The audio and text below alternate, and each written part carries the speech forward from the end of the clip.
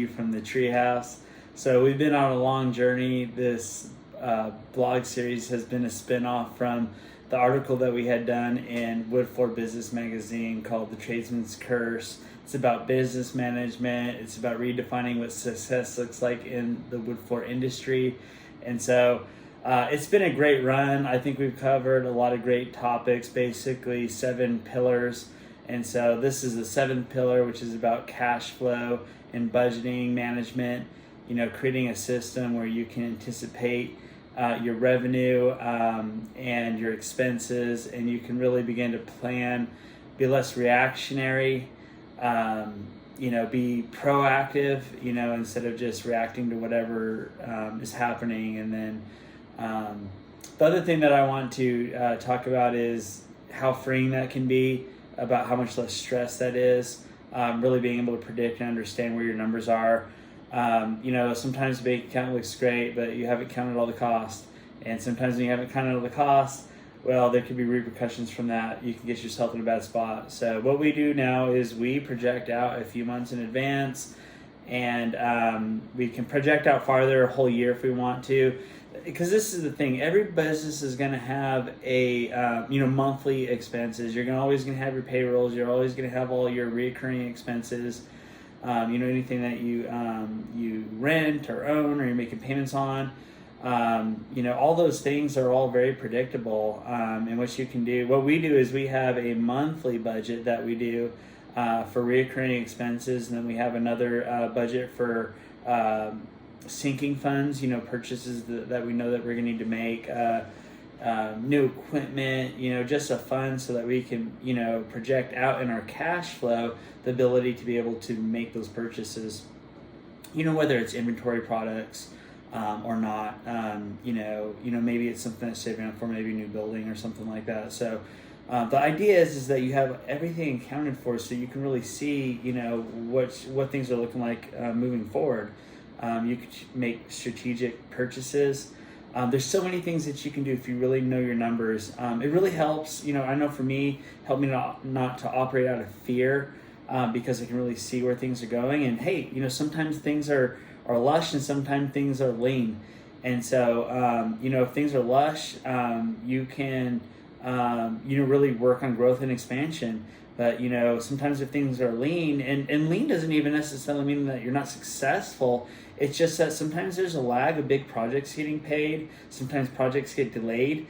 And, you don't want to be living out of desperation because you don't really know how things are going to pan out. Well, if a payment date that we have projected changes, then we change it on the spreadsheet.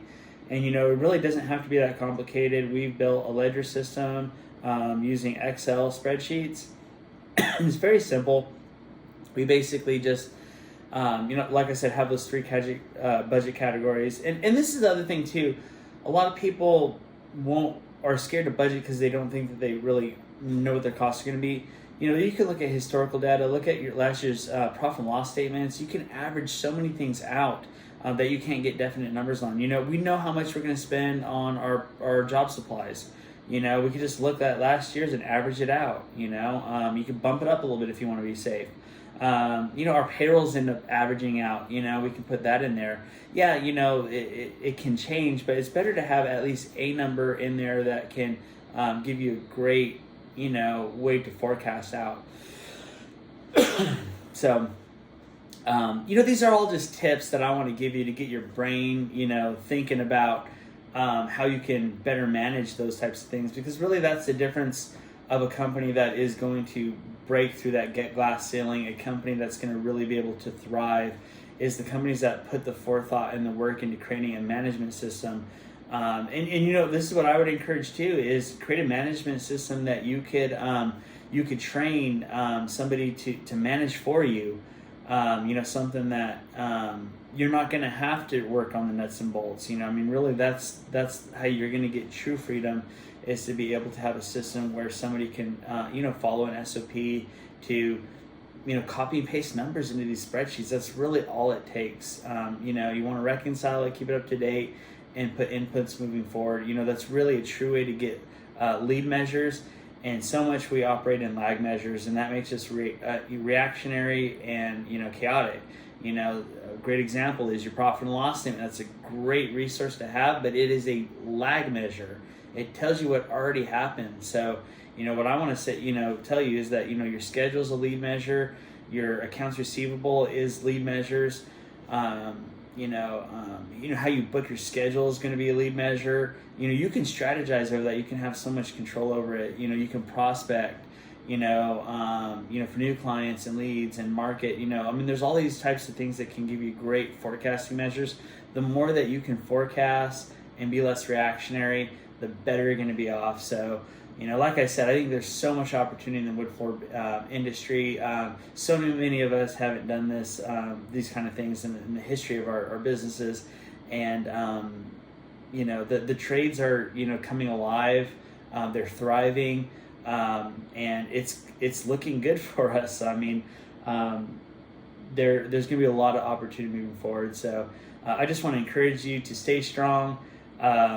Reach out to me if you need any help with this. We've already built a lot of these systems and spreadsheets and softwares and things like that. So, I'm happy to share anything that I can, whether it's, some spreadsheets or some ideas. I really just want to see y'all succeed and be thriving and have less stress and have more freedom. So that's all I have for today.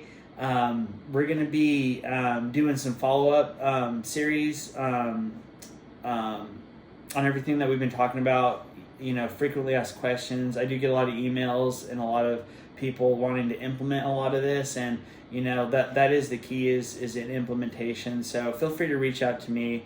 I just want to see everybody be successful. That's what my heart's in it for. I really have a passion for this industry, and I want to see everybody thriving in it. So like I said, we'll continue on. This is the end of this series, but we're gonna keep going, and we'll be in touch, and we'll be figuring out new things that we can move forward on.